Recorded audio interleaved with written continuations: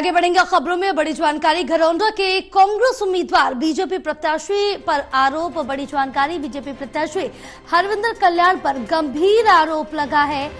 हैफेड के चेयरमैन होते हुए जो घोटाले किए गए, एक कांग्रेस उम्मीदवार ने कहा है, तो वहीं उसकी फाइल खुलवाकर जांच होगी। बड़ी जानकारी आप तक पहुंचा रहे हैं, जहां बताते चले कि घरौंडा के कांग्रेस उम्मीदवार ने बीजेपी प्रत्याशी पर आरोप लगाए।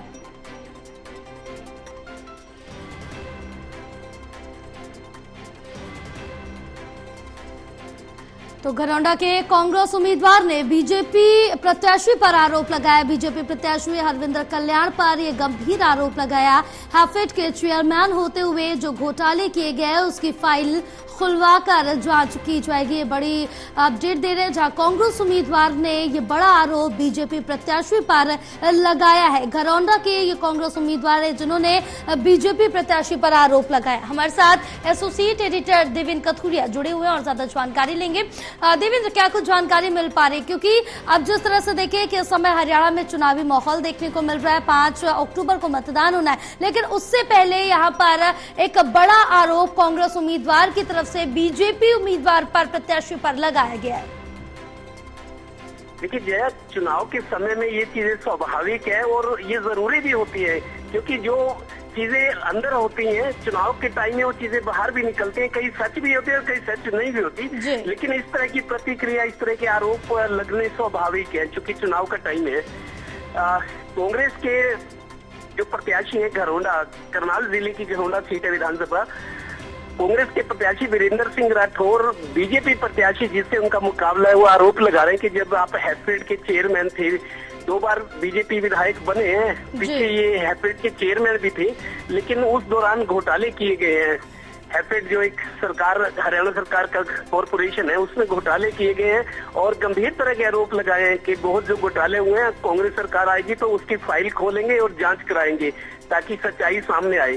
तो एक तरह से गंभीर आरोप लगने से बीजेपी प्रत्याशी जो है उनको अब जवाब देना जरूरी हो गया है। लेकिन घरौंडा सीट पर मुकाबला कांग्रेस और बीजेपी के बीच है। जो आरोप लगा रहे हैं उनको पिछले 2-3 इलेक्शन उन्होंने लड़े हैं, हालांकि वो जीत नहीं पाए। वो उन्होंने एक विवादास्पद बयान भी दिया है। कांग्रेस प्रत्याशी ने ये कहा है कि सरकार हमारी आने दो, कुनबे के हिसाब से हम नौकरियां देंगे, मेरे को पता है कि नौकरी कैसे दी जाती है। तो उस तरह से मतलब अपने एक गरिमा से बाहर रहकर, जो एक नियम होते हैं उससे बाहर रहकर, लेकिन राजनीतिक आरोप है। फिलहाल हरविंदर कल्याण जो बीजेपी प्रत्याशी हैं, 2 बार के विधायक रह चुके हैं, अब हैट्रिक पर हैं, उन पर गंभीर आरोप कांग्रेस के काउंटर पार्ट में लगाया प्रत्याशी ने, और उनको मेरे को लगता है जवाब देना बनता है कि इसमें सच्चाई कितनी। अगर आरोप लगा है तो उसका जवाब भी उनकी तरफ से बनता है।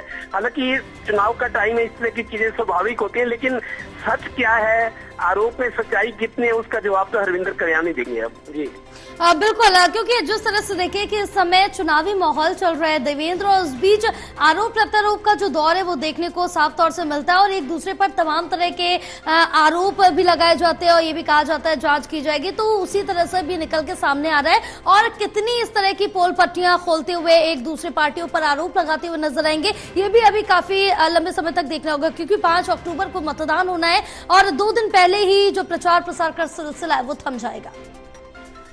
बिल्कुल जी, देखिए 3 अक्टूबर को, 5 अक्टूबर को मतदान है। जो जैसी व्यवस्था है, नियम बने हुए हैं कई सालों से, 36 घंटे पहले प्रचार बंद हो जाएगा। 3 अक्टूबर की शाम 5 बजे चुनाव प्रचार, लाउड स्पीकरों का ये रैलियां जल्द से सब बंद हो जाएंगी। उसके बाद व्यक्तिगत तौर पर कोई उम्मीदवार या 4-5 लोग शांतिपूर्ण तरीके से बिना उपयोग के लाउड स्पीकर का, शोर शराबे का, गाड़ियों का, जाकर घर घर वोट की अपील कर सकते हैं। वो 36 घंटे रहेंगे।